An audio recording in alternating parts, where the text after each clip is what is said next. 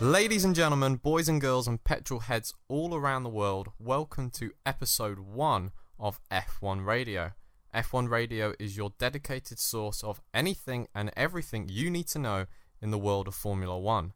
We bring you all the latest paddock gossip and racing rumours, as well as reviewing Grand Prix events and are answering your questions in the listeners' Q&A segment. Come rain or shine, F1 Radio is your weekly Formula 1 podcast, airing on podcast services across the internet for your amusement. I'm your host, Tom Fenton, and as always joining me today is the editor-in-chief of ReadMotorsport.com and Autosport Junior, Josh Shattil. Yes, hello everyone, I'm very excited to start this venture. What a week for Formula 1 as well. Not the best race, but plenty to talk about on and of course off the track as well, as ever. So let's get started. Every F1 radio episode is split into 3 juicy segments to ensure every wheel nut is tightened correctly before the episode leaves the pit box and into your various devices. Let's start off with what is and forever will be the Weekly Watch.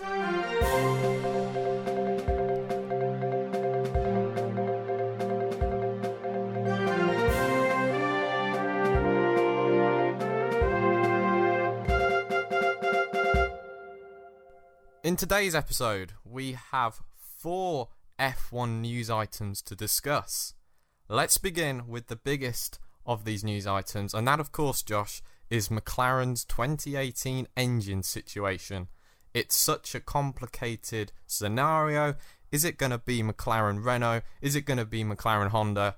Or could it possibly be anybody else? Yeah, well, I think it's got to be Honda or Renault at this stage. But of course, then we might even have this kind of question every single year over the kind of coming years, right up until kind of 2021, when the new engine regulations come in. Of course, rumours around Porsche as well coming in. We'll talk about that in a bit, and possible kind of other alternatives that McLaren could look at. But all it is for now is a Renault or Honda, and of course, it looks like both Fernando Alonso and McLaren want to ditch Honda and get Renault engines. But of course, Renault aren't keen on supplying a 4th team, which would then mean one of their current supply teams, Toro Rosso, for example, and it looks like it will be Toro Rosso. McLaren will want Toro Rosso to kind of move away from Renault. That will free up a spot. McLaren will jump in, get Renault engines. Then Toro Rosso will then take Honda engines, and then Red Bull will be keeping a watching brief on Toro Rosso and Honda with a potential Red Bull-Honda partnership, possibly for 2021 or even sooner. Tom, did you even keep up with that? And what are your thoughts? I don't even know where to start on this one with this whole deal. Well, it's very complicated, as you just explained. So, basically, if anybody is not aware or has been living under a rock, McLaren won out with Honda. They've obviously not had a successful partnership like they used to have in the late 80s, early 90s, and this is their 3rd season, I believe, with running Honda engines, and they're pretty much no closer to winning a championship. So arguably McLaren's patience has worn out and they want elsewhere. That makes sense. But obviously Ferrari and Mercedes have no interest in helping McLaren, which is, if you look at their chassis and their aero, it's quite obvious why they don't want to help. But Renault's not a bad option, I guess. I think, personally, this is maybe not the... I don't know if it could be a sidestep. If Honda suddenly step up their situation in 2018, then they're going to lose out on being the works team of an engine. And like you said, Red Bull could suddenly take that position that McLaren have been in as the works a Honda team, if you will. And they could basically enjoy what McLaren have been waiting for a long time. But...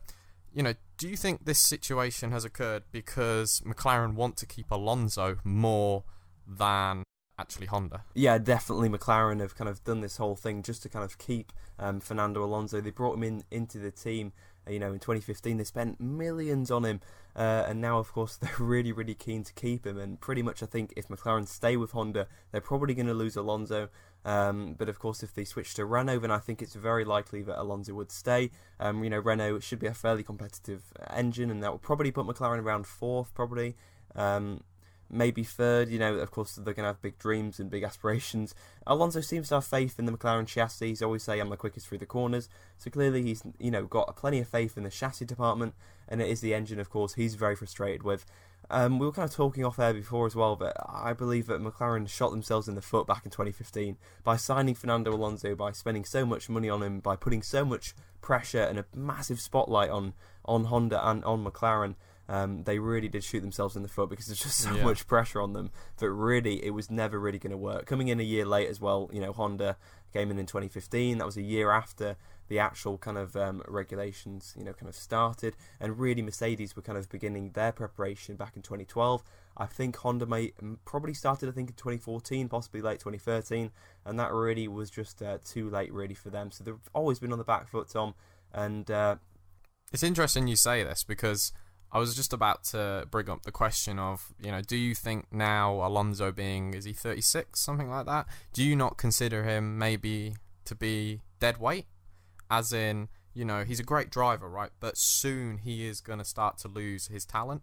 And do you not think maybe, McLaren should have just stuck out with the Honda deal, waited till it got good? Because I think everybody's pretty sure that whether it's this generation of engines or in 2021 where things look like they're going to be changed a lot in terms of the engines, stick out with Honda. Honda are going to get it right. That's what most people think. Do you not think it would have been just worth to go through the pain a bit more? Yeah, instead of no driver is bigger than Alonso. The team, right? No driver is bigger than the team. This is my point. We've seen that because even with Fernando Alonso, you don't win championships if you have a terrible engine. Exactly. So really, they could have kept Magnussen and Button after 2014.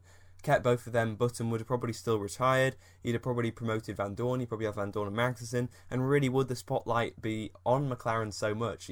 Exactly. They would not have had the amount of criticism as well. The amount of times that Alonso has critically abused, I guess, the relationship and Honda, getting them in the news, the headlines. And would this have happened with Magnussen or somebody not so outrageous at times? I don't think so. We've seen, Magnussen has been a little more bullish really over this past year. That's true. But I doubt it would That's be true. to the extent of Alonso, and even if Magnussen was, the media would not pick up on it as much because, he's not a big name, obviously, like Alonso is, and that really just, set them up for the fall, really. And of course, you could say, well, if it worked, they'd have had the driver to instantly win. If they'd had Magnussen and Button, then Yes. I don't think either of them would have won the championship if Honda got their act together, say, by this year.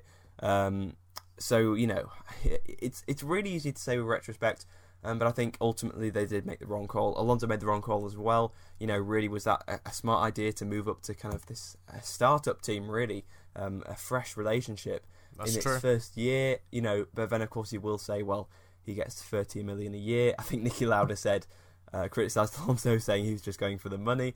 Well, of course that wouldn't have been. I don't think Alonso would do that. He's earned a lot of money, I sure, think as well. he obviously wants to win, right? He's been at the big teams. It's all about winning at his level, right? And he hasn't got the best reputation, has he, for kind of choosing teams. That's true. And how much of that is down to just bad luck, and how much of that is down to him not quite having that sixth sense really for picking the right team. Maybe I think a bit of both really in the end. I think it's a bit harsh to completely blame Alonso for that, but at the same time, I think there's got to be some kind of factor within Alonso. Is there another choice for him if Honda stick around? If this whole deal falls through, because it's kind of like, why would Honda do this? And if they're not up for it, then does Alonso really have any other options in F1? It's interesting you say about Alonso's the sixth sense, right? It's a really interesting point. I feel the best drivers in history have made the right calls at the right time. You notice that the top drivers seem to get themselves in the right seats. For example, Hamilton recently, right? He signed for Mercedes, and that was at a time when Mercedes weren't winning. Now, sure, they had the reputation of winning because I think he joined in 2013, and 4 years ago or 3 years before that, they won the title as Brawn. So obviously, they got they have history, right? But they're no McLaren, they're no Ferrari. They have very little history in winning at that team, right? So, but he made the right call in the end because he's won 2 and potentially 3 titles. Whereas Alonso just doesn't seem to find himself in the right place. He either leaves too soon, or he just basically joins the wrong team, and I think he's partly to blame. In terms of where else he can go, I think he's got a lot of options, but the cars that he wants, they don't want him, as in the teams do not want him. Mercedes, obviously he has a reputation with Hamilton. I don't think that would be a huge issue, but it's something to put in the back of the brain. And I think they're more than happy with Valtteri. I think Valtteri's done a great job this year. He's going to mature. He's probably going to get better next year. That's perfect. Keep it like that for now. Ferrari, they like a 1-star and a second driver, so he's not going to go there if Sebastian's on a 3-year contract. Renault, I think, was his only other choice. It's still his choice if he wants to go there. I think regardless of what McLaren do, that could be a good seat. Maybe if McLaren have Renault engines, then sticking at McLaren makes more sense. But, you've got to look at where Renault were last year and where they are now. They're arguably the 4th quickest team, right? I'm not the only one who thinks that. Do you think that, Josh? Yeah, definitely. So, obviously, certain tracks don't suit them, but I think over the season, they've proved to be the 4th quickest team. And, maybe that's a good car to be in. I know they've said they can't offer him a championship-winning car next year, but, maybe that would be a smart move. But I think McLaren is the best place to be. You made a great point off air about the finance. Obviously, Alonso's not a cheap ticket. He's not going to be somebody who's willing to pay or to work on the pay of like Palmer's sort of salary. So who's gonna be able to afford him? Like, there was some stupid rumours. Well, I think they were stupid about Williams. How are Williams firstly going to provide him the car to win? Secondly, how could they afford him? And with Williams' sort of ethos, they seem like a nice team. Alonso would very much disrupt that. They seem like, it's not, I don't know if it's just me, but Williams seem like a nice place to be in. They a family seem like team, isn't it? Yeah, I think exactly. No driver is bigger than the team. Whereas I think everywhere Alonso's been, he's pretty much been, the team's been built around him, and he's kind of been a little toxic as well, maybe.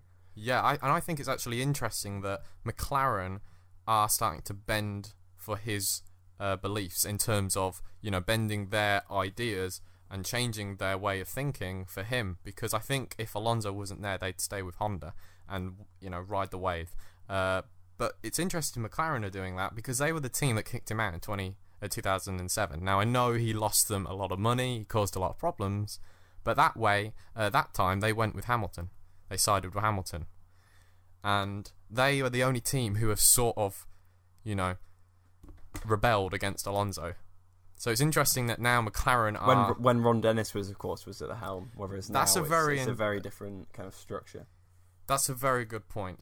Is Zach Brown, is Eric Boullier the type that Ron Dennis was? And I don't think so. But if we, continue talking more from maybe the Renault's point of view instead of McLaren, McLaren have a very easy choice, I think, in this. Yes. It's either do they want to ride the wave and hopefully it gets better, or do they want to get good now? And it's only good, it's not great. Renault's not a great engine, let's not kid ourselves, it's a good engine. But in Renault's side of the story, they apparently want Sainz. Now, what do you make of this situation? Well, it would be a clever move, really. Hulkenberg and Sainz, that sounds like a really, really solid lineup. It does. I think, well, it depends really if, you think either of them could actually win a championship. But I think there's certainly two drivers that could definitely win races, and are just two really, really exciting, in Sainz's case, a young prospect. I was about to say Hulkenberg's a young prospect, but I guess... never been on the podium. Never been on the podium. But I really believe that. I know. I really do rate both of them, though. I think they do a fantastic job. I agree. If you look at the options, Sainz is a mile ahead, I think, of pretty much all the other options. Maybe you probably put Perez up there as well, maybe Ocon as well. But really, I think he would be straight in that seat if it wasn't for the contract that he has with Red Bull and Toro Rosso. That's the massive stumbling block for Renault. They would be doing everything they can, I think, to get Sainz, but unfortunately it just seems so kind of interwoven, and Red Bull really seems to want to kind of hold on to Sainz, and I think kind of Red Bull's struggles are only going to heighten this, because then you've got Ricciardo and Verstappen looking for possibly a way out. You're going to then want to plug Sainz in, so they're going to want to keep hold of Sainz for 2018 and probably even 2019 as well, just in case they have to kind of promote him up to Red Bull. So Sainz is in such a difficult situation, and Renault, we've just of course said they're not willing to pay for Alonso, or probably don't have the finances. Sainz is probably going to be just as expensive, not his salary, but getting him out of that Red Bull contract. Red Bull are not going to let him go. So I guess this would somehow, I've heard reports saying this would somehow release Sainz to Renault, but I'm not sure exactly what Red Bull would gain from this whole switch. This is a good point, because apart from being able to kind of look at Honda with Toro Rosso. Exactly, this is a great point. We're all looking at this and we're like, okay, so obviously Renault cannot supply or they don't want to supply 5 teams or 4 teams or whatever it is with teams, McLaren. Yeah, so they want to supply 3. So that's themselves, Red Bull, and whoever. So if they only want to supply 3, then that means, or should I say, supply 2 other teams. Red Bull aren't going anywhere, so they've got to get rid of that Toro Rosso engine deal, give it to McLaren.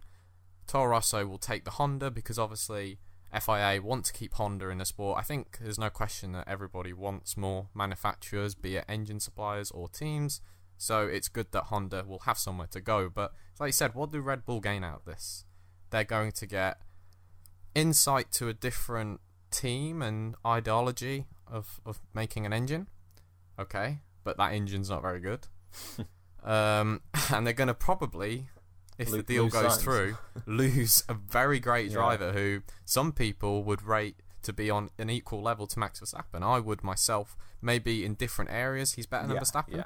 But they were very close. So what do they gain out of this? The only gain they get is the potential of being the works team for Honda, for the Honda engine. That's the only potential they have. They basically have what McLaren have had for the last 3 or 4 years. Is that, could that be a great situation in 5 years' time? Maybe it could be. But that solely relies on Honda getting their act together. And I'm sure it'd be in the contract that at any stage Red Bull want a Honda engine, they can have it. Yes, like halfway through next year, if it's really that good. I'm or sure straight if away, they could fit it in. I'm sure if they could fit it in, they would. But it's like you mentioned, the initial deal is probably not that great for Red Bull. Who's going to replace Sainz? Who's going to replace Verstappen or Ricciardo when they move? Yeah, I mean, I think obviously you put Gasly in the Toro Rosso, but then 2019 you've got either Gasly, who's only been there 1 year and is still an unknown quantity, and then Fiat, who I'm sorry, but you can't put Red Bull. He shouldn't be in Red Bull anymore. Yeah, he should be in Toro Rosso. Yeah, but fair enough. That's the way it is. So I think, in kind of conclusion, just to kind of summarise this, McLaren, I think they have, in my opinion, an easy choice. They've got to get rid of Honda, and then get Renault engines, and then keep in touch with Honda and have some kind of option to return to them. That would, of course, work the best for them. But of course, why would Honda accept that, and why would Renault accept that? So they're the kind of 2 big stumbling blocks. You've got Honda and you've got Renault. What are both of them going to do? You've got Toro Rosso as well, of course, who are kind of controlled by Red Bull. So you've got a number of factors really outside of McLaren's control, and that's why the situation is really, really tough for them. I think McLaren Renault, though, could happen, and I think Toro Rosso Honda could happen, but I really can't see Sainz going to. That just makes no sense to me, for Sainz to go to Renault.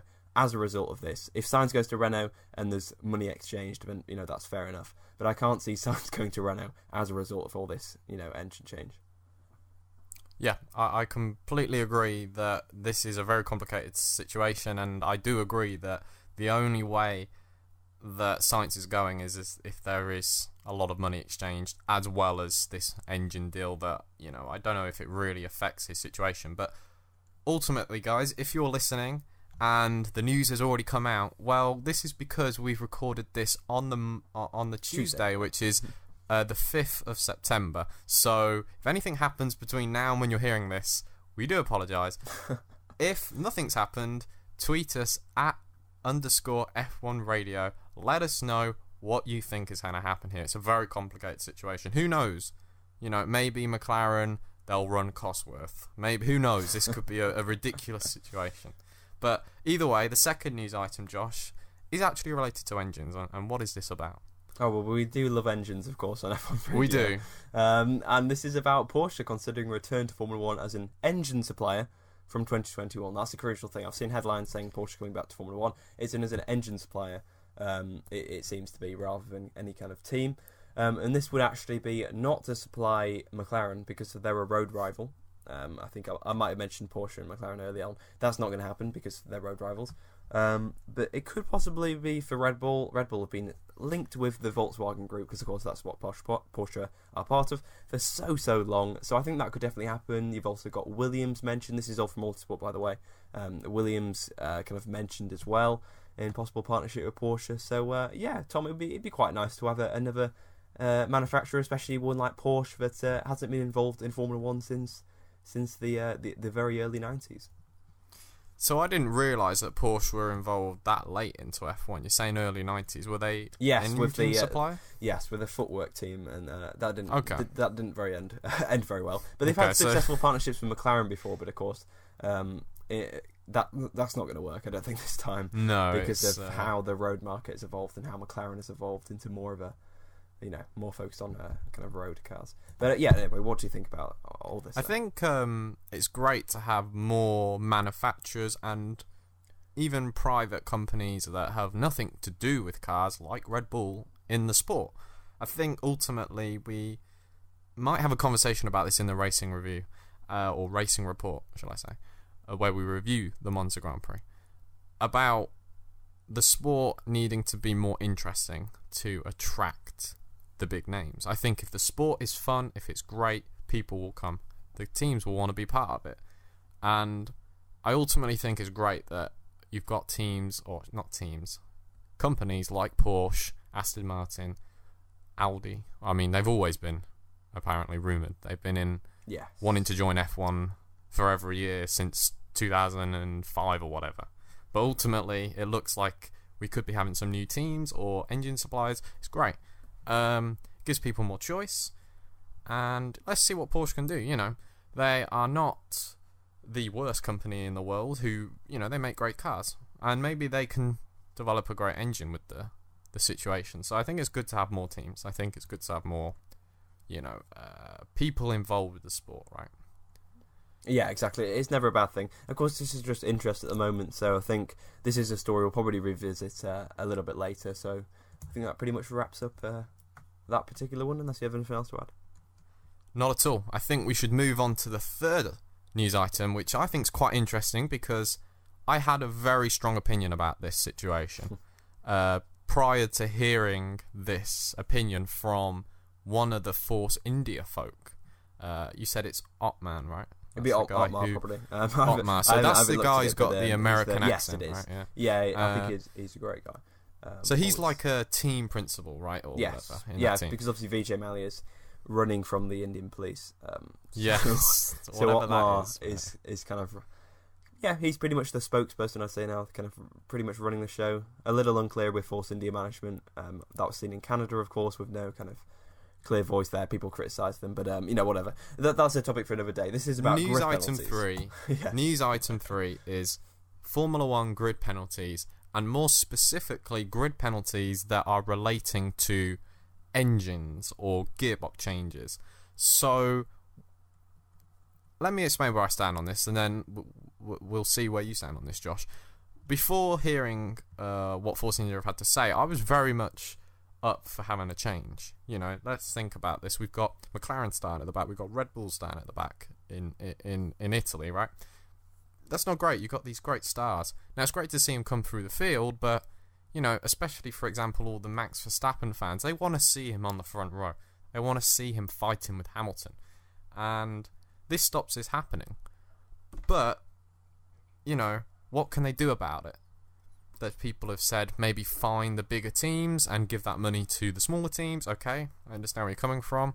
But then you'll just have big teams like Mercedes just changing engines pretty much every race because they can afford to if they want to. And also, why? Why change it as well? And this is what Force India are saying. Why change it? The rules keep things fair. That's what they're saying. And I completely actually agree with him now. I was very much up for changing it. I don't think we should change it. I think if you've used more engines, you should be punished. There are maybe other ways to punish you, but I think ultimately the only way to punish you is on the track. Where do you stand on this, Josh? It's definitely an interesting one. I think it's so interesting because there is no perfect solution. I haven't seen a solution where I think, oh, that'd be great, let's do it. I think it's such a complex issue, really, because as always, there's a bit of a power struggle, right? Because you've got the guys that are at the top apart from Red Bull, of course, who probably want this to change, Mercedes and Ferrari, why would you want it to change? It's really working out for you because you've just got Red Bull, who could have... I mean, I don't think they'd have won the Italian Grand Prix, right? But they could have caused Mercedes a bit of a headache, particularly with Bottas, right? You'd have had Verstappen second, Ricciardo third. One of them, could have beaten Bottas, or at least given a bit of trouble. But grid penalties moved them out of the equation, and you only had customer cars in front of you. Bottas, of course, easily cleared them. So that worked really well for Mercedes. Ferrari got to start a bit further forward. They didn't have Red Bull to... Well, they did still manage to get beaten by, Red Bull. Raikkonen did. And nearly beat Vettel as well. But it took them out of the equation because, of course, Red Bull would have been easily the second fastest team, I think, at the Italian Grand Prix. We'll talk about it later, but they had easily far ahead of Ferrari. So you've got the usual power struggle. The guys who it's working really well for, they're not going to want to change. And the guys like Red Bull and pretty much... Honda as well, McLaren Honda as well, of course, they're going to want to change it. So you just get this kind of stalemate, and that's why I think things are probably going to keep fairly similar. Ross Brawn's looking at it, of course, so I think something will change. But what kind of bothers me more than anything else is next year there's 21 races, and we're dropping down to 3 engines per. For the whole season, 3 engines. Like, that's just absolutely ridiculous. And this is just going to cause even more grid penalties. So my solution, really, although again it's not perfect, is just to probably bump it up to 5. I think that's a sensible number. And once we get to a good reliability, then we could drop it down to 4. Right? I think the idea was that by this stage in the evolution of Formula 1, as in this modern era, the engines would be a lot more reliable, and they're not. They're really pretty much... I don't know if it's me, but they don't seem like they've improved that much since 2015. Yeah, which is a fail, isn't it, really, on the part. So maybe I think part of the blame has to be with Renault and Honda for building unreliable engines, because Mercedes and Ferrari managed to build good engines, right? They're pretty much bulletproof, You've got to say it, right? And that's incredible from when we had... earlier in the decade, and we had engines blowing up all the time, right? This just doesn't happen now in Formula 1. You don't even think in the back of your mind, wait, is Hamilton going to get into this Grand Prix? When, of course, 10 years ago... Unless it's Malaysia 2016. That is true. And that's why that was such a shock, because it never happens. And that's why we talked about it all season and all the way after the season, saying that's what cost Hamilton the championship. Whereas with, say, someone like Raikkonen 10 years ago, he'd have, kind of failures every blowing week or whatever. Engines, You wouldn't say, well, here, and here he had failures. You'd basically just say he had bad reliability on the whole. Exactly. And it was just kind of a common thing there. You didn't kind of pick each individual thing like fans and experts do. Well, experts and fans, the two are alike. They kind of pick those individual things out. So I think it's a problem really with this current specification of engines, and I think that could be fixed in 2021, and then you'd have less grid penalties, and then teams would still get punished for building unreliable engines, but it shouldn't be such a common thing, because people like Honda shouldn't go as badly wrong as they have done. Yeah, I think ultimately, you made a great point. The engine should be more reliable. Obviously, Mercedes and Ferrari can't supply the whole grid. They wouldn't want to, and it wouldn't be really reasonable for them to do that. So, yeah, the blame sort of lies with Renault and Honda. But 2021 looks like a great thing. That's something we're going to be talking about for a very long time on F1 Radio. It looks like we probably will be heading back to something similar to what we had maybe 10 years ago. Not necessarily a V8 engine, but that sort of complexity. Maybe with 1 or 2 electrical components instead of it being, 3 or 4 we have right now. Maybe something like 2009 or 11, where we just had the KERS button is probably something that we're going to get back to. I believe that'd be nice. Yeah. we'll see. I mean, that's a nice addition. We get rid of DRS as well, of course. That's I think a quote I saw from Ross Brawn saying he wants to get rid of DRS and grid penalties. Well, as long as they make the cars a lot more easy to follow, then I'm more than happy for that, because, obviously I'm sure we're going to discuss it in the Monza review, but I wasn't very happy about how difficult it was to overtake even at Monza. So, either way, I think we should probably move on to the 4th and final news item of today's Weekly Watch, and that is about Charles Leclerc. Now, I'm going to let you speak about this because you have a lot more knowledge and information about the youngsters coming into F1. Yes, of course, from a fan perspective, I don't have any inside information, but I've just been a fan, of course, of Charles Leclerc for quite a long time. He's had a fairly up and down junior career, but mainly quite a lot of ups, really. I mean, he won the GP3 championship, then, of course, he's come into Formula 2 and has pretty much wrapped up that title. He's had a couple of hiccups, most of them not really his fault. For example, in Spa, he ran over the curbs a little too much. His kind of under tray, kind of the plank under his car, got a little bit too chipped, and then the stewards basically deemed that it got a little bit too much chipped, so a little bit too much thin, and then they took the win off him. So it's really kind of minor things like that. It's a bit cruel. Yes, very, very cruel, but I guess, rules are rules. But unfortunately, Leclerc's had quite a lot of bad luck in that department. Still absolutely obliterated the opposition this year, and in the championship is, I think leading by over 50 points from Ollie Rowland, of course, who is no slouch himself. So, Leclerc's done a fantastic job. I know a lot's been said about him this year. I can't really add too much more, but just to say he's a massive talent, and of course has got these Sauber FP1 runs now. I think about 5. I think it's maybe 4 confirmed at the moment, then there might be a 5th as well. So that pretty much confirms he'll be with Sauber next year, which I think is fantastic news. Where does that leave Wehrlein? What do you think about that? I think, the people, Longbow Finance, Marcus Ericsson's backers. He's not going anywhere. He's not going anywhere. Well, that's what we're assuming, because right? they're not a charity, right? So no, but I mean... they're not a charity. So they're only gonna, Ericsson. If he makes them look bad, they're not gonna keep him around. But Ericsson, to be fair, is annoyingly just good enough to keep a seat. Like if he'd done really, really badly this season, he'd be out the door probably. Yeah. They just have to get rid of him, and then we'd have maybe Giovinazzi, maybe Wehrlein in. But unfortunately, he's done actually a fairly decent job and has matched. I wouldn't say matched Wehrlein, but he's been with him. Like this past race, they were very, very close. I think he's made Wehrlein look worse. Yes, if you know what I mean, right? Yes, which is not great for Wehrlein. And in terms of Wehrlein's future, it's looking pretty bleak. I would predict if he doesn't get a Sauber drive, Mercedes reserve role, possibly. He's not keen on form. He's not keen on Formula E as well. He said that's of course what Mercedes are entering in a few years' time. So I mean, I linked him with there. A kind of a prediction, but so when did they enter Formula E? 2019. 2019. Okay. So they have. If he's not in F1, he will be in that. There's no question. Yeah, that's how I see. I mean, I'd say obviously he was DTM champion. I'd say back to DTM, but Mercedes have pulled out of DTM, so that's kind of another avenue, another door shut. Unfortunately, for does he want to walk away from Mercedes? That's an option. Yeah, that's an option. Who takes him? Who takes him? I feel like Mercedes have confidence in him. I think it was Force India, but didn't have confidence in him. I think Mercedes last year, in terms of for 2017, were like to Force India, we've got Wehrlein, put him in your car, and then Force India were like, actually, I think we're going to take Ocon. So I think he was fronting the queue in front of Ocon, but unfortunately Force India have kind of moved Ocon to the front of the queue, and Ocon I think would probably replace Valtteri Bottas as well in the years to come, rather than Wehrlein. You're talking about earlier about Alonso, of course not going to Mercedes, and I think for me it's because someone like Ocon would be the guy to replace Bottas. I think that makes a lot of sense, and that doesn't really leave Wehrlein with any options really within Mercedes. So yeah, maybe you're right. There's no future in Mercedes anymore if he wants a career in Formula 1, but I think unfortunately he's going to have to take a step away, possibly sports cars. I mean, Mercedes have quite a few operations running around the globe really in different series, so I think that's unfortunately where Wehrlein's going to be heading. But plenty of new talent as well coming through. We got Lando Norris, who's a big name to watch for McLaren, especially with Alonso nearing retirement, possibly leaving the team, of course. I would not be surprised if we got Norris in there to replace Alonso. Of course, depends when Alonso leaves. I'm not saying for next year if Alonso leaves. It's a bit too early for Norris. Norris will probably do F2.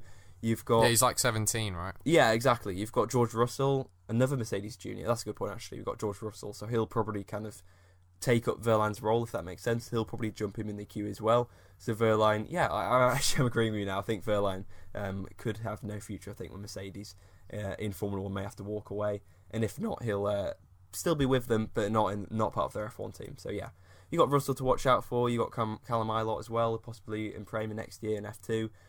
We've got a really, really strong F2 field next year. This year's F2 field is not particularly great in terms of strength and depth, but next year is going to be great to watch. So yeah, plenty of future talent, but I think as we were talking kind of before, it's only really Gasly and Leclerc that have a chance of getting onto the grid next year. Leclerc guaranteed, I would say. Gasly, not so much at the moment. And with that awkward silence, it's time for Racing Report.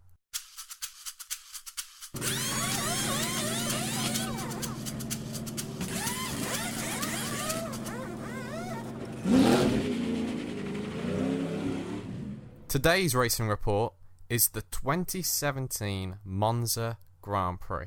Or should I say Italian Grand Prix? Either way, the Tifosi wouldn't care if I said Monza or Italian. It's a great circuit. Monza, it's quite a simple track. 3 or 4 straights really with a few corners. But the Tifosi love it. Ferrari's home ground, Josh. What did you make of the race? Well, I enjoyed the weekend as a whole more. Okay, I enjoyed qualifying. That was great fun. Despite having to wait a long time, for me it really didn't matter because it was really, really worth the wait. I just went away and just waited for I just kept checking Twitter and waiting for it to come back on. I was not going to listen to David Croft for 3 hours in the break. That was never ever going to happen. No. And I really do feel. I still feel sorry for them. I do actually feel sorry for them for once. Having to plug in such a big gap there. And I'm sure everyone's going to be. Everyone was of course talking about that big gap, and we should have got started sooner. And really, that's just an endless debate. So I think we're going to It's typical FIA, isn't it? They seem to just wait too long, but it depends which side of the fence you sit on, right? Some people agreed with what they did, other people didn't. It's difficult to tell when you're watching on TV. Yeah, I mean, I was I had to kind of stay off Twitter because I was kind of losing it a little bit. Because I do kind of take the very unpopular opinion of sort of siding with the FIA on this one. My problem is not that. Obviously, most people's problem was let's get started straight away. Mine was the way they did it, where they would have to wait 15 minutes before each update, before they sent out the safety car. Yeah. It just seems so strange to have such a rigid structure. I've never seen that before. Is that me, or have you seen them do that, where it's like next information in 15 minutes? No, usually Kota, we're going to start. Yeah, because Kota, that was the last kind of delayed qualifying till the next day. And I think with that, they knew it would just be raining all day. So they pushed it back, I think, pretty much straight away.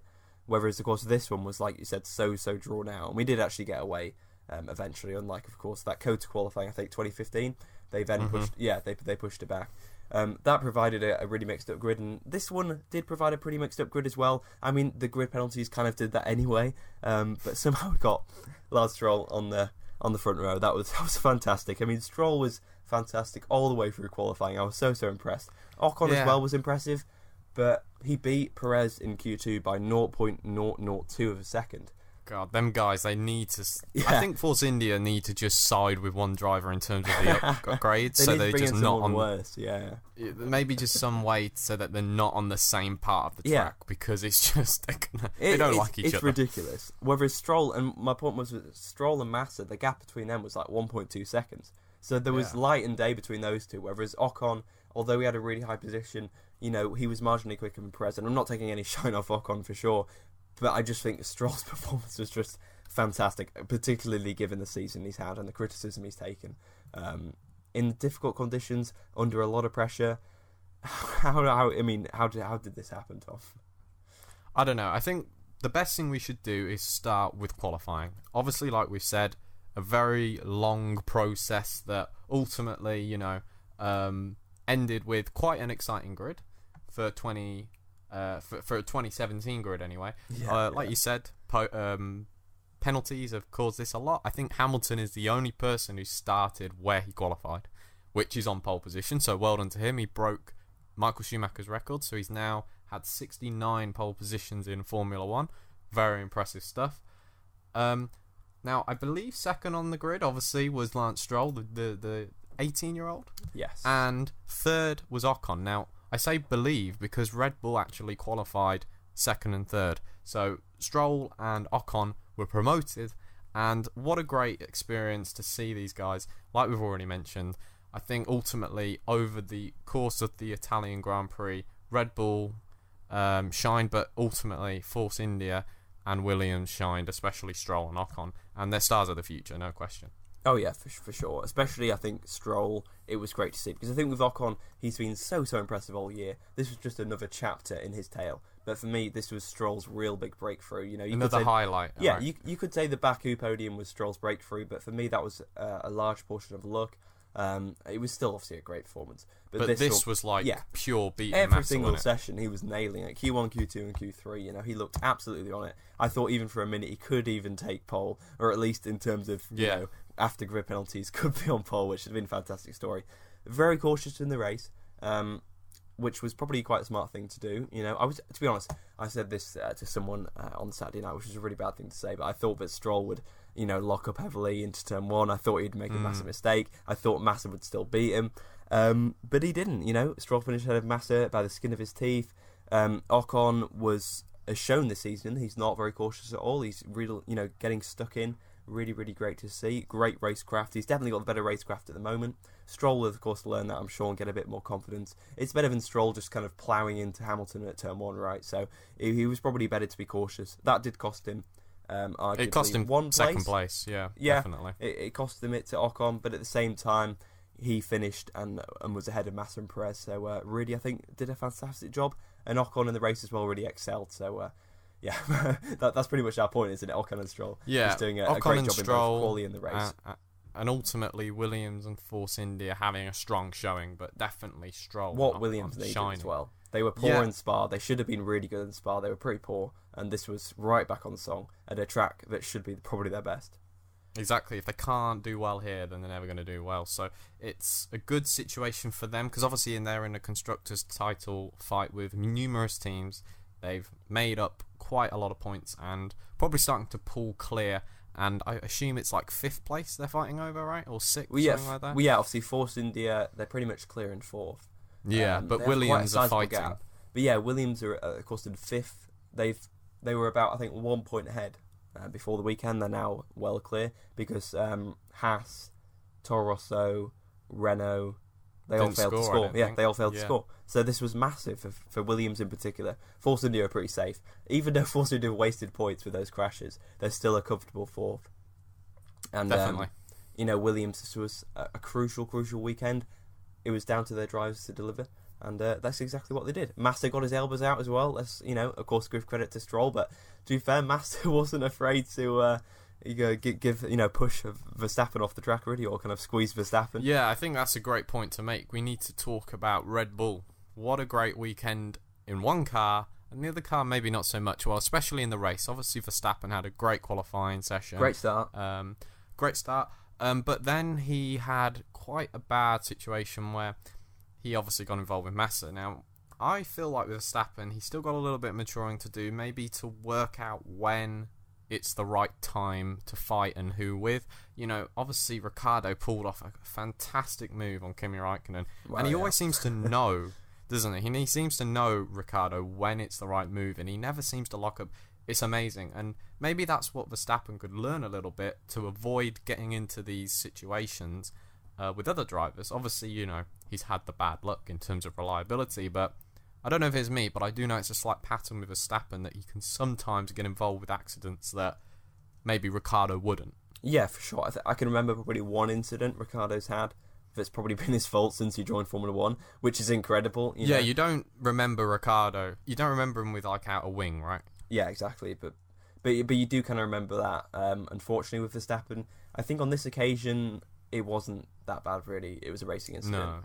No. Maybe been a little bit more cautious. I think the problem is this year, the front three teams are so far ahead that when they kind of come through the field, they almost kind of expect the other teams, the other drivers, just to kind of let them through. Yeah, they want blue flags, or even if it's the position, they kind of think that the other driver will just back out.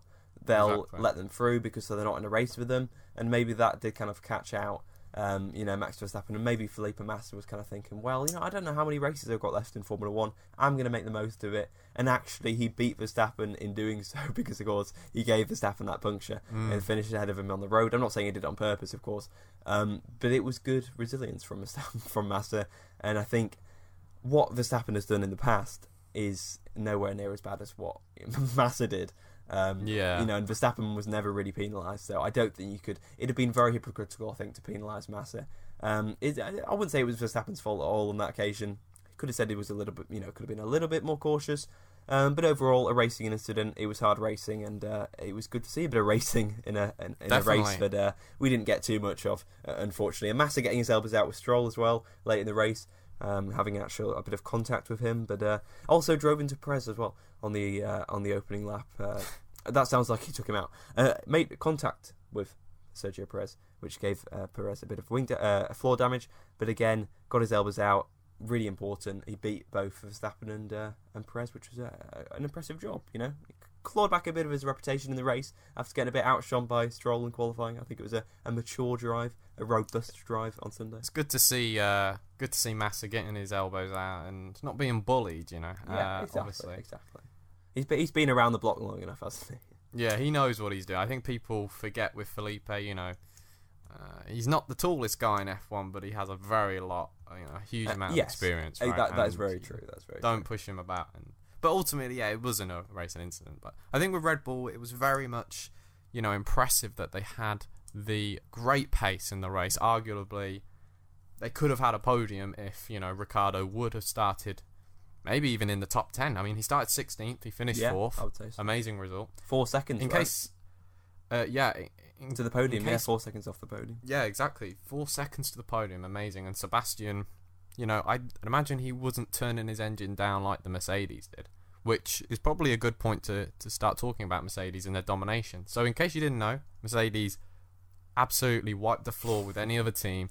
1-2, obviously, Hamilton first, Bottas. They were 30-odd seconds clear of the next car, which is Sebastian Vettel. So, Clearly, this is a sign that Mercedes still have the best engine. But is this a sign that, when we get to Singapore and the next few races after that, is the title race over, Josh? Well, this was hybrid levels. And this was Mercedes era. It's almost an era now, that kind of 2014, 2016. Exactly. It was Mercedes-esque domination, which we've kind of forgotten about until this race. And they just absolutely turned up the wick and absolutely went for it. Hamilton... was driving, I think, pretty conservatively for most of the race as well. I felt like he could just pull out a fastest lap if he really wanted to. Bottas holding station, doing a fantastic job in that supporting role. That's what we want more from him. He had a couple of off weekends, I think, in Hungary and Spa.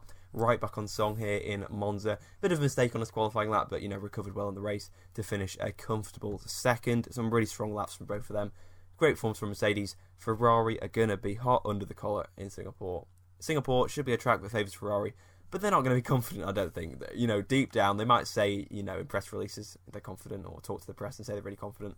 But I think in reality, they are going to be sweating buckets because, like you mentioned, if they don't win in Singapore, if they're not the fastest car in Singapore, there's going to be major question marks over this championship. Hamilton now is the lead, so Vettel doesn't have any buffer now. Vettel has to go on the attack. He's got to beat Hamilton. He can't just kind of sit behind him or take points, away from him. He's got to take major points. He's got to take wins. And Singapore is where that all starts. We've seen this before, though. Silverstone, right? Mercedes pretty much dominated there. They had a 1-2. And then Ferrari hit back straight away in Hungary. And they scored a 1-2. So I don't think the title race is over, no, by any stretch of the imagination. But Mercedes have certainly got the edge, I think. And it's really, I think, going to show over these next few rounds. Yep, exactly. I think we are both in agreement that if Ferrari cannot win, and I think... maybe just like Mercedes have in Monza, comfortably win at Singapore. Yeah. It's got to be pretty comfortable. It can't be, they just made it. Which a lot of races have been where they've just either got lucky with the safety car or they just got lucky in quali or whatever. It's got to be comfortable. Otherwise, the title's over. Yeah, sorry. I'm just going to cut in and just say, obviously, in Spa, they were really close. Vettel was really close to Hamilton. There was a week between Spa and Monza. What on earth? Yeah. What on earth happened?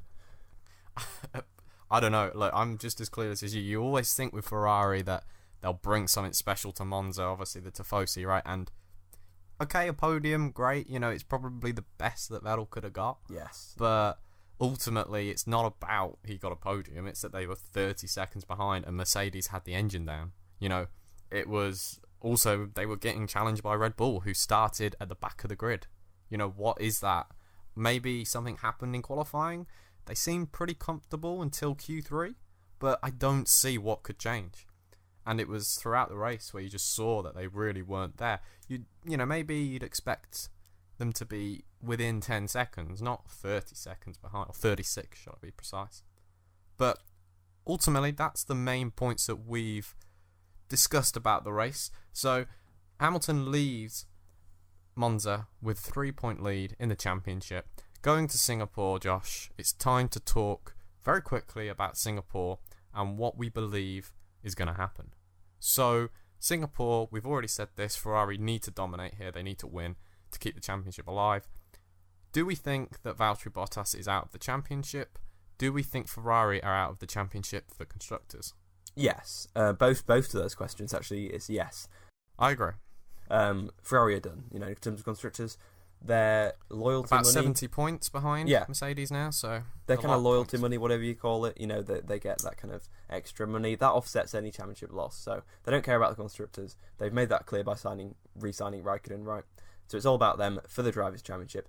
In terms of the Drivers' Championship, it is a two-horse race. I think Mark Webber said it. It's been a two-horse race from the start, right? There has been a bit of delusion, myself included, in thinking that Bottas could challenge for this championship. All right, certain rounds he's absolutely on it. Austria, of course, he won. Russia, he won. I think ultimately, before the summer break, he was still in it. But I think at Spa, the decision was already made. Yeah, that's how I look at it, at least. But yeah, I think it's all clear now. Either way, it's Hamilton or Vettel's going to win. Yeah, and I think Mercedes do need to switch their focus onto Hamilton as well. Definitely. Monza rules, right? Hamilton leads, Bottas sits back, doesn't try and eat into the gap into Hamilton, so Hamilton can also kind of relax, be conservative, and I think that really does work, and you need someone to put pressure on them, otherwise they can just replicate that. If Red Bull or Ferrari were closer to Mercedes in Monza, Bottas would have had to push a bit more, that have then turned, Hamilton to have to turn his engine up, so they really do need to pressurise them, and that's a good point actually, because Red Bull should be very strong in Singapore. They're going to have a massive role, Could they win the race? They could win the race, yeah. Ricciardo could win the race, I think. He's great at Singapore. Vettel's great at Singapore. In my mind, this is Vettel versus Ricciardo this weekend. Raikkonen is not great at Singapore. Hamilton has a mixed relationship with Singapore. Not that great, I would say. Bottas, no idea, to be honest. You'd have to ask him. Verstappen, again, not the best history with Singapore. So I think this is Ricciardo versus Vettel. Verstappen will undoubtedly be up there. Hamilton will be undoubtedly up there. If we're assuming that it's going to be Ferrari versus Red Bull and Verstappen maybe being third, so does that mean that you think Mercedes aren't going to be on the podium? Oh no, Thomas, they will. No, they will be on the podium. They will be. Hamilton will find a way. He will find a way on the podium. He will find a way on the podium. He'll get past Kimi. He'll get past Max, assuming yes, it's going to Kimi's be sixth, right? Kimi is sixth. Yeah, even if they're probably going to get a 1-2 now, right? I think Ferrari going to have the edge, right? I'm building this up to be a big Vettel and Ricciardo fight. It's probably not going to be, right? Vettel is probably going to win by 20 seconds, whatever, or he might not. Who knows? I think it could actually be Red Bull versus Mercedes for second place. We hope so, anyway. And Raikkonen, right? I think Vettel, I'm going to put him in position 1, and then from second down to sixth, it's going to be a fight between Raikkonen, both the Red Bulls and both the Mercedes. And really, any one of those could finish second. But for me, unless there's some crash, unless there's some altercation, unless there's some badly timed yellow flag or safety car, Sebastian Vettel is going to win this race. Okay. I think I agree with that. So you're saying Vettel, probably Ricciardo, Hamilton. then Hamilton. Yes. Yeah. 3 different drivers from 3 different teams. Wouldn't that be great to see? That would be very awesome. I mean, are Red Bull going to be that close though? I mean, I have kind of build them up quite a lot, but who knows? Maybe their charge will falter slightly. It would be so ironic if they, after doing so well at Monza, that they just fall. Yeah, exactly. Singapore. I mean, surely, judging off their Monza pace, they should be completely very, very good at Singapore. And Hamilton, they must be very confident. Mercedes have struggled before at Singapore. We know that from their 2015 year, when they really struggled, and that was the only race. Along with Malaysia and Hungary, I think the Vettel one, that was just one of 3 races that they were beaten out that year. So same thing possibly could happen this year. They always do seem to struggle. Rosberg, of course, just held off Ricciardo in last year's race. That was I think there was some safety car or some strategy, or Rosberg was on older tyres or something, and Ricciardo was catching him. So that is a common element to Singapore. That's going to be one crucial to watch out for. It should be an easy one stop, but if someone bins it in the wall, everything is up in the air, and who knows who could triumph when that happens. Exactly. Well, Josh, we're almost at the checkered flag of this episode. But before we cross the line, what is it time for? Well, Tom, it is time for the final segment of the show, where we answer a question submitted by you, the listeners, the F1 radio community. It's time for the questionable queries. What the hell is happening in an exit on 12? I have no over if I don't push the K1. Do we really think that the tires will last at the end of the race? Because it doesn't feel like it. Do you really want that I keep going? Because it's just Absolutely. So Josh, what's today's topic of conversation, and who asks? Well, this one's coming from the Slovenian Sonic, and he wants to know, should they think of reintroducing multiple tyre manufacturers in Formula 1? So Tom, what are your thoughts on that? Of course, last time we had that was in 2006, when we had Michelin and Bridgestone. Of course, now got Pirelli. A lot of talk about 2021. Is that something we should be looking at to bring in? Very interesting topic of conversation. Thank you very much for asking, Slovenian Sonic. Or the Benny, Slovenian or Benny. Sonic. Benny, a.k.a. Benny. Yes, a.k.a. My boy Benny. Yes, Thank you very much for asking this question. Alright, get on with the question then. Go on. So, I am in two states of mind for this. I love competition, right? That's why we all get up on a Sunday to watch the Grand Prix. We want to see who's the best. We love Ferrari versus Mercedes, McLaren versus Sauber, I guess, if you're on that side of the scale. But ultimately, competition is great. And adding another championship in terms of constructors for manufacturers of tyres, like we had in 2006 and prior to that, is great. More competition, right? My other state of mind is that no, because all you're going to do is drive up durability of tyres, and then we're basically going to get back to a stage whereby they ain't pit stopping. They won't stop for tyres because they don't already stop for fuel. So what's the point of stopping for tyres if they've got super fast tyres that last for ages? There's no way of being able to get Michelin, Pirelli, whoever joins this multiple tyre manufacturing Formula 1, let's say, that we have in the future, and saying, look, guys, you need to work to these guidelines. Your soft tyre needs to be this durable and perform at this pace. How can you do that? How can you do that, Josh? I don't know. That's why I don't want to bring it in, because it's such a complicated issue that I don't think we need. There's enough complications in Formula 1. The engines, I think, is pretty clear. The air engines and the aerodynamics, which I guess is the whole thing, really. But we need to change for Formula 1 at the moment. The dirty air and getting, changing these engines. And then we can see what else we need to change from there. And the tyres as well, right? But the way you change the tyres is by telling Pirelli to make some softer tyres, please, right?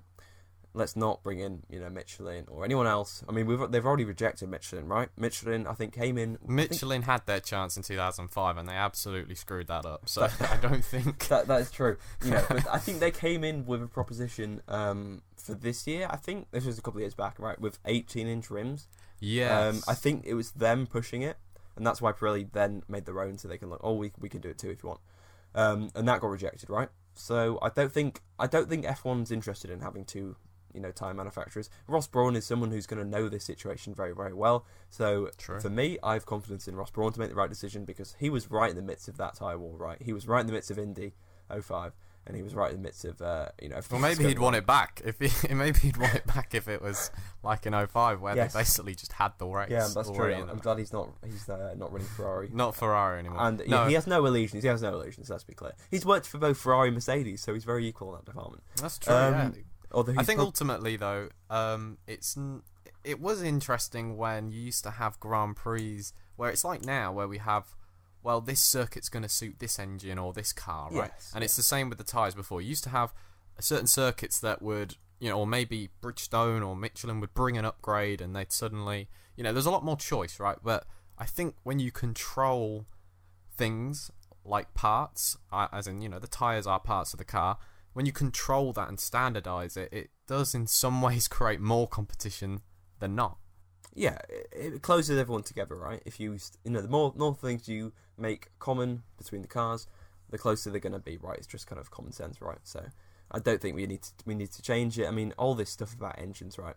Doing my head in, right? We're going to have the same thing with tyres, We're going to have McLaren moaning about having Firestone tyres or whatever and wanting to change. So it's just going to be the same debate, but with tyres this time, and just pretty unnecessary extra costs as well. So yeah, to answer your question, no. Yes, exactly, Benny. Me and Josh think no, we just want one tyre manufacturer, please. None of this complication. So, ladies and gentlemen, boys and girls, and petrol heads all around the world, we've reached the end of this race. I thank Josh for co-hosting the show with me today, and I also thank you, the listeners. It's people like you and I that keep the racing spirit alive in this crazy world of Formula 1, so we thank you very much for listening and supporting the show.